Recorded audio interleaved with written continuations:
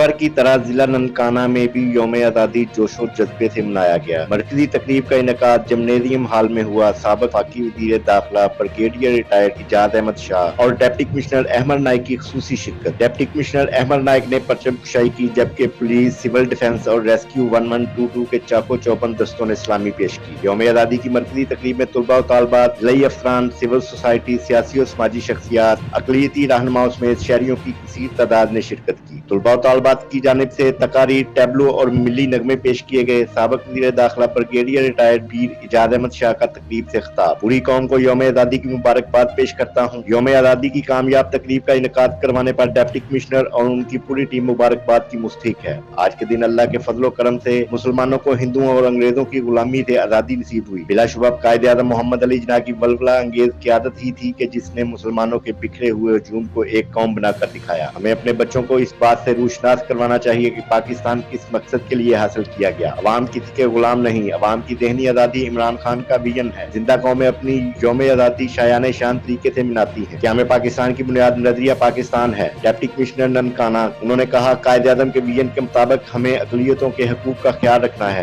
ہم سب کو مل کر قائد اعظم محمد علی جناح کے نکات پر عمل پیرا ہو کر ملک پاکستان کو ترقی و خوشحالی کی راہ پر گامزن کرنا ہے۔ بعد ازاں ڈپٹی کمشنر احمد نائک نے DHQ ہسپتال میں زیر علاج مریضوں کی عیادت کی، مٹھائی تقسیم کی اور انہیں یوم آزادی کی مبارکباد دی۔ سابق وزیر داخلہ ایجاد احمد شاہ اور ڈپٹی کمشنر احمد نائک نے گرودوارہ جنم استھان میں یوم آزادی کا کیک